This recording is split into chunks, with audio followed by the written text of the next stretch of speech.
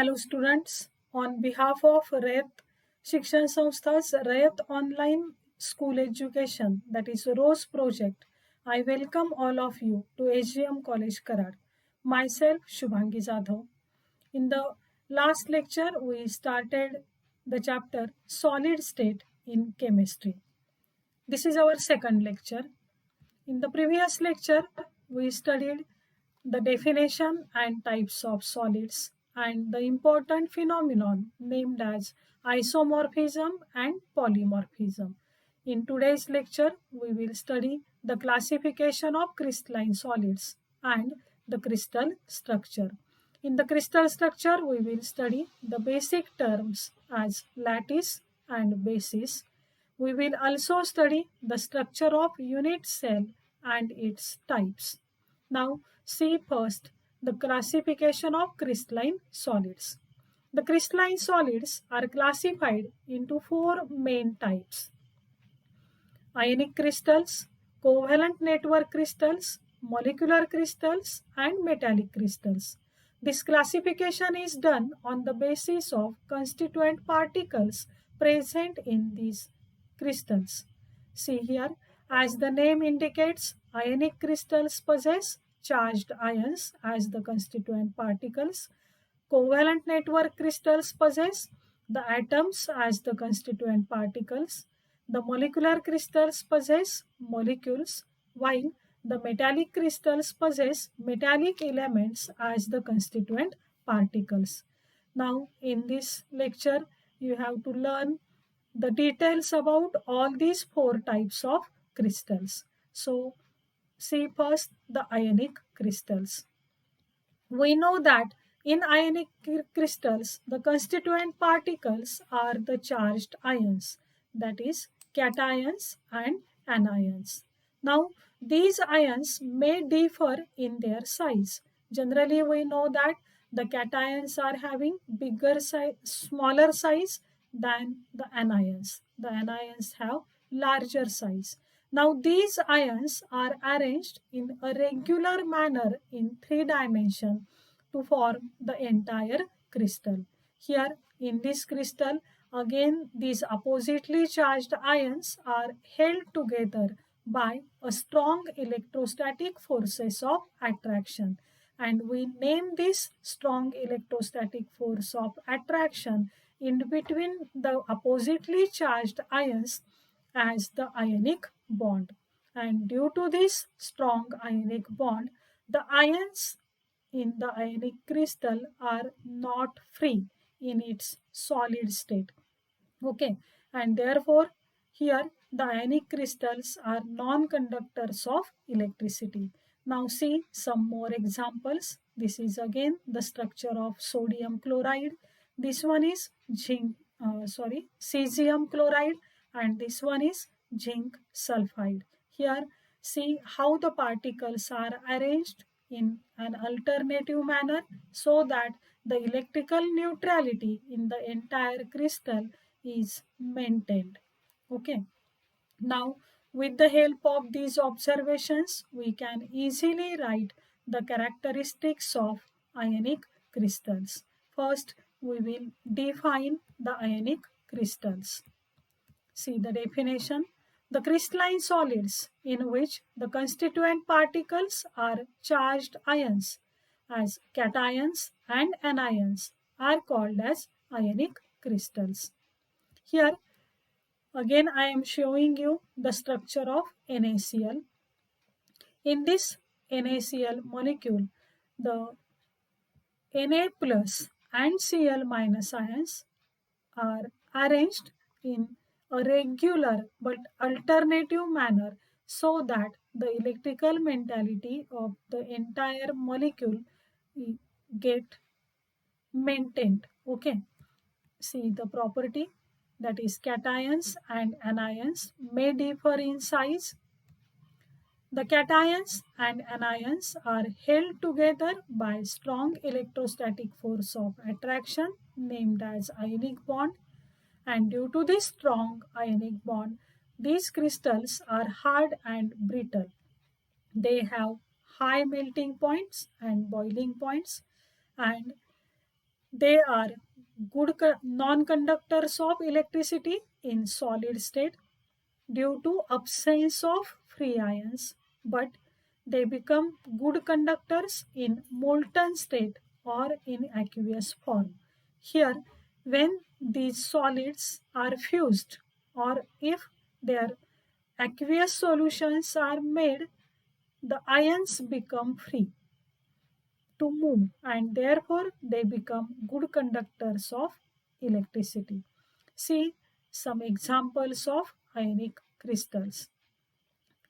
Sodium chloride, potassium sulfate, calcium fluoride, potassium chloride, etc. are the ionic crystals. Thus, generally, all inorganic salts are the examples of ionic crystals. Now, in state board exam, see how the question is asked.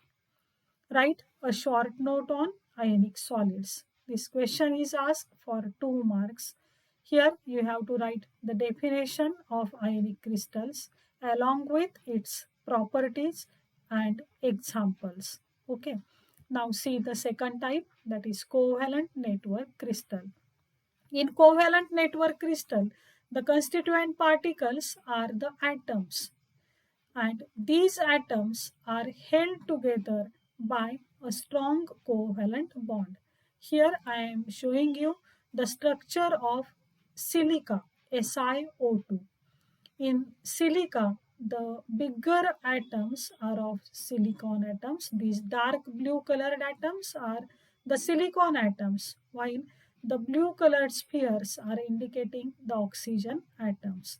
Now, there is a strong covalent bond between this silica and oxygen atom. Thus, the atoms are held together by the covalent bond. Now, in these crystals, there is an interlocking of these covalent bonds. That is, there is a network, three-dimensional network within the molecule of these covalent bonds, and therefore these crystals are named as covalent network crystal. Due to this network, rigid network in 3 dimension in the covalent crystals, these crystals are forming a giant molecule. Now see the definition and characteristics of the covalent network crystals. The crystalline solids in which the constituent particles are atoms are called as covalent network solids or covalent network crystals. See their characteristics. The atoms in these crystals are linked by covalent bonds, and due to the strong interlocking of these covalent bonds, these crystals become very hard. In fact, they are the hardest and most incompressible of all the materials. Again, they have high melting point and boiling point due to strong bonding between them. They are poor conductors of heat and electricity due to absence of free electrons. But the exception is of graphite. Okay. See the examples of covalent network crystals. Diamond, quartz, boron nitride, carborundum, etc. are the covalent network crystals. In exam, a short note may be asked on the basis of these covalent network solids for 2 marks. Okay. Now see here the covalent network crystals are very hard. They are hardest one. See some more examples. Here diamond. We know that diamond is the hardest material and there is an interlocking in between the atoms within that covalent bonds, and due to this rigid giant molecule, rigid network to form the giant molecule, you will observe that the melting point of diamond is very high. It is 3550 degrees Celsius. In graphite, the carbon atoms are interlocked in this manner. Here, the melting point of graphite is 3500 degrees Celsius. But remember well that graphite is a good conductor of electricity due to presence of free electrons. Diamond is bad conductor of electricity. Similarly, this quartz, that is silica, is also insulator, but its melting point is 1650 degree Celsius. Now see the next type, that is the molecular crystal. In molecular crystals, the constituent particles are the molecules or the atoms of the unbonded atoms of the elements. Now here the bond between these atoms or the bonds in the molecules are the covalent bonds, means the atoms in these molecules are held together by the covalent bonds, but the molecules are held together by weak intermolecular forces of attraction.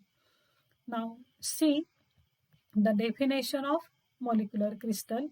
The crystalline solids in which the constituent particles are molecules or the unbonded single atoms of the same substance are called as molecular solids.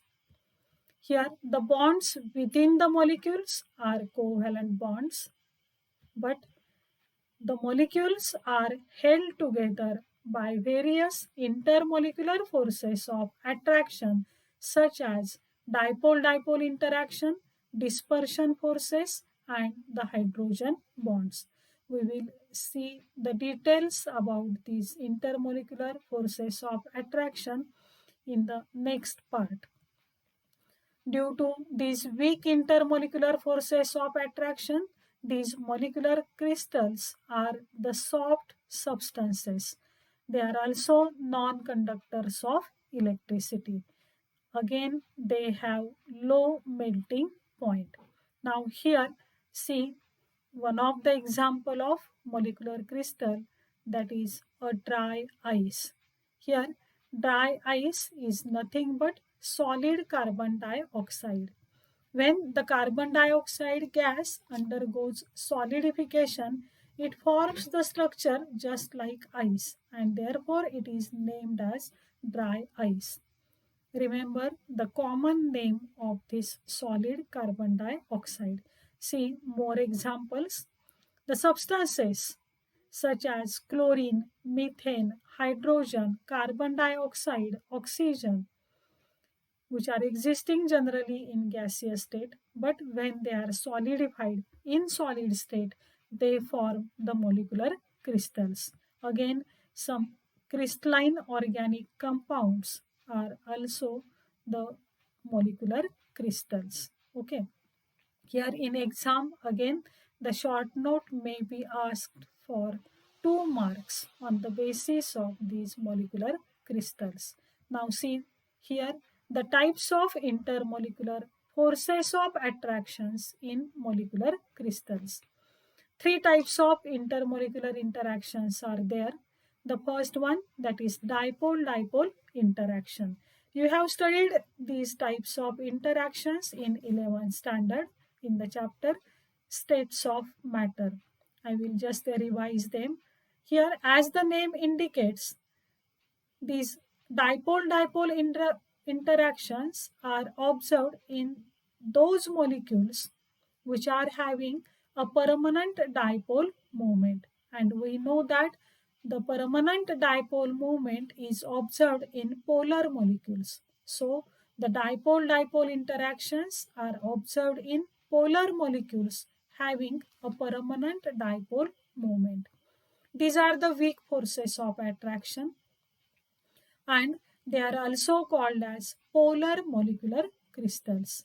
See the examples: HCl and sulfur dioxide. Such molecules which are having a permanent dipole moment are showing these types of interactions. Here you will observe that in HCl molecule, the hydrogen atom carries partial positive charge, while chlorine atom carries partial negative charge. And due to these differences in the electronegativities between the bonded atoms, these molecules are showing a dipole moment, that is they become polar.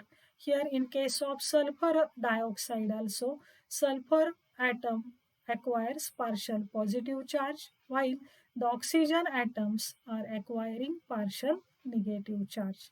Okay, now see the second type of interaction, that is the dispersion forces or London forces. We know that these types of interactions are observed in nonpolar molecules. Now, the nonpolar molecules are the molecules which possess zero dipole moment. We know the examples: methane, hydrogen, chlorine, carbon dioxide are the nonpolar molecules. Now, these molecules possess such weak intermolecular forces of attraction, okay, named as dispersion forces or London forces. And these molecules or the crystals are also named as nonpolar molecular crystals. The monoatomic gases like argon, neon are also showing such type of interactions. See here, these are the pictures which are showing the weak dispersion or London forces in between the molecules. Okay, these dotted lines are showing the dispersion forces in both of these examples. This is a structure of carbon dioxide molecule and this one is any diatomic molecule. Okay, now see the third type of interaction, that is intermolecular hydrogen bonds. We know that when hydrogen atom of one molecule get bonded with the more electronegative atom of another molecule, then the hydrogen bond is formed. So, when hydrogen atom is linked to highly electronegative atoms like fluorine, oxygen, nitrogen, etc. to form the hydrogen bonds, then that molecules are called as hydrogen bonded molecules. See the examples: ammonia, water, hydrogen fluoride are showing these intermolecular hydrogen bonds. See, this is a structure of ice. Okay, in ice we know that water molecules are held together by the hydrogen bonds. Here the blue colored atoms are of oxygen, and while the green colored atoms indicate the hydrogen atoms. Here oxygen carries partial negative charge, while the hydrogen atoms are carrying partial positive charge. When this oxygen atom binds with the hydrogen atom of another molecule, then a hydrogen bond is formed. These bonds are again the weak bonds. Now see, again this is a hydrofluoric acid in solid state or HF in solid state. We know that fluorine is more electronegative, therefore it will acquire partial negative charge, while hydrogen atom acquires partial positive charge. When this hydrogen atom of one molecule binds with the more electronegative fluorine atom of another molecule, then the hydrogen bond is formed. Now see the fourth type of crystalline solids, that is metallic solids. Here in metallic solids the constituent particles are the metal atoms.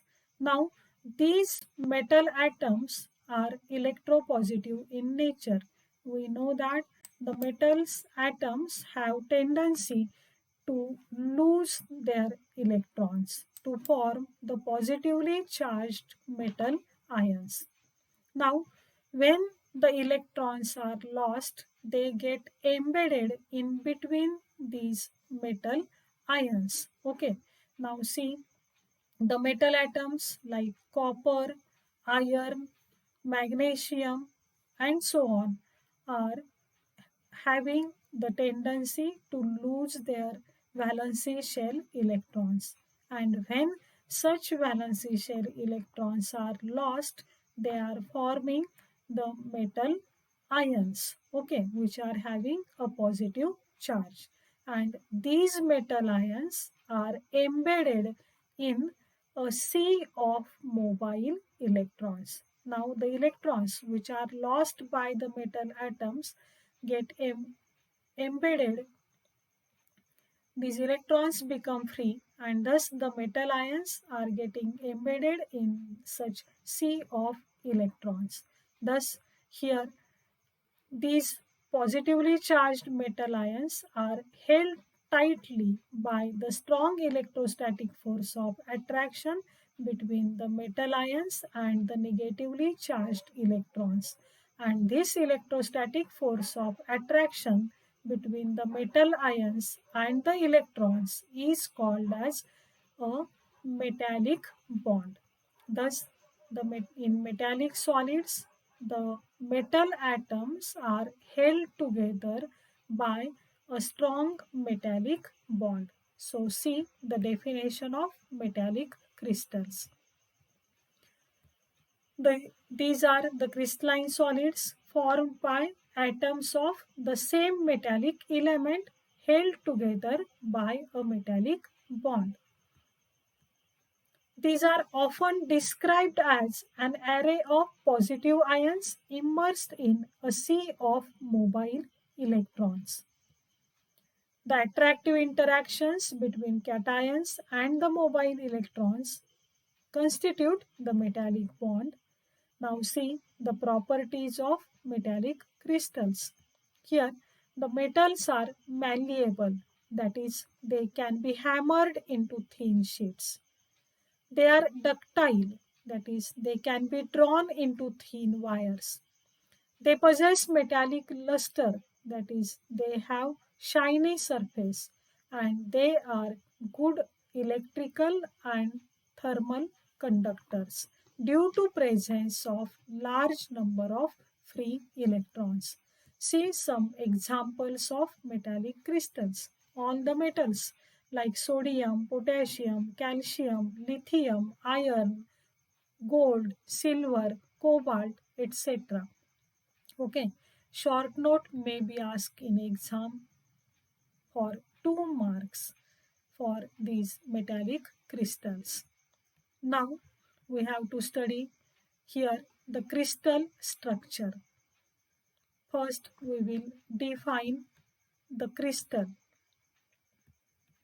A solid composed of molecules, atoms, or ions arranged in an orderly repetitive array having a three-dimensional pattern with a characteristic shape and geometry throughout is called as crystal.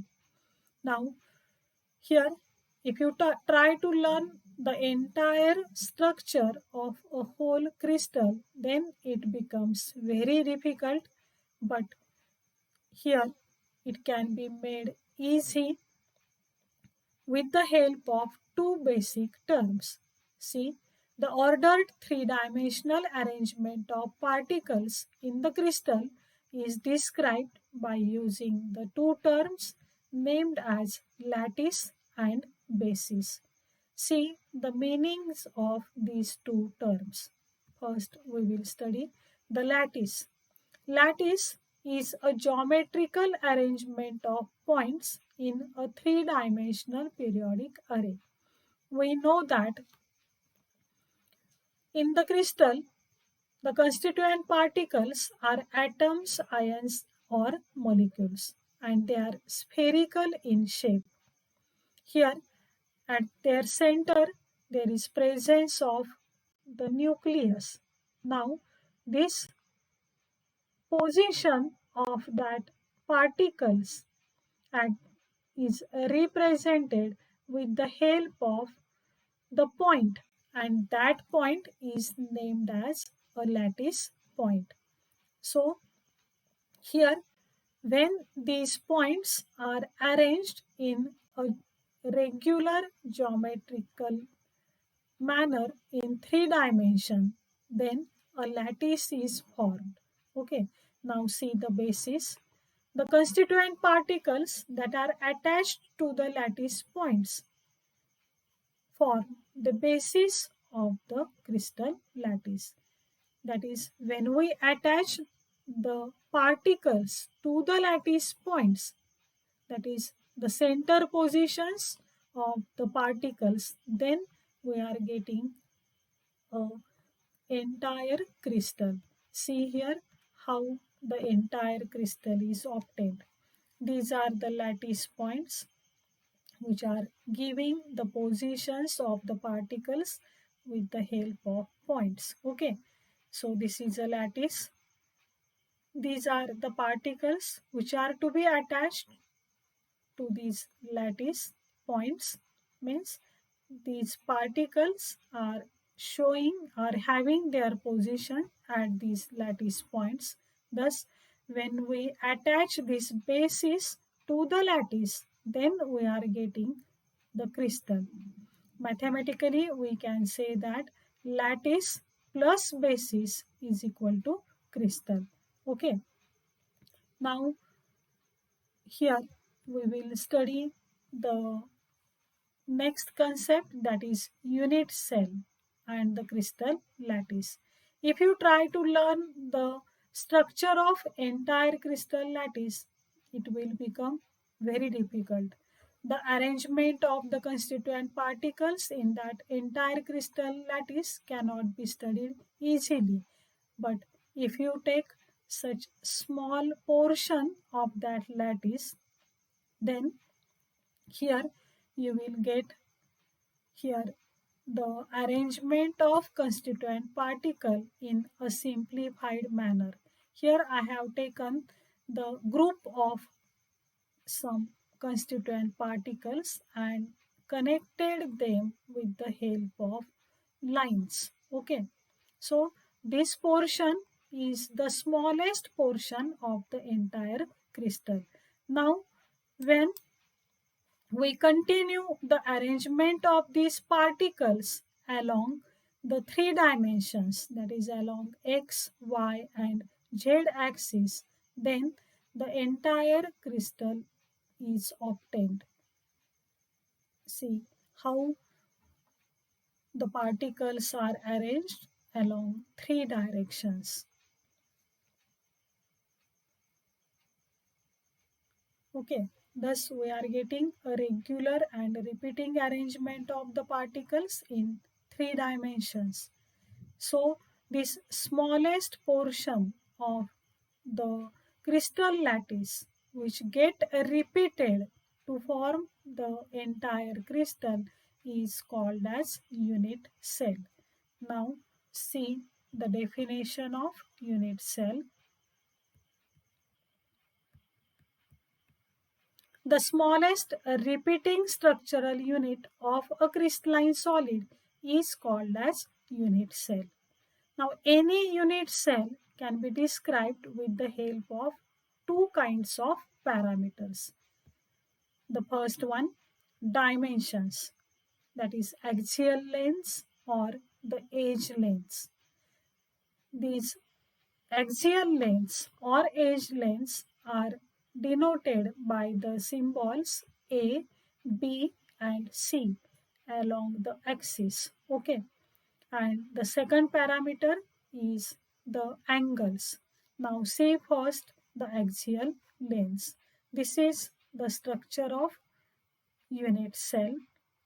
Here the edge lengths are denoted by A, B and C. This, see the edge of this crystal unit cell. This one is A edge, this edge is B and this one is C. Okay. Now these edges are may or may not be perpendicular to each other. So these are the dimensions of the unit cell. Here, the second parameter of the unit cell, that is the angles.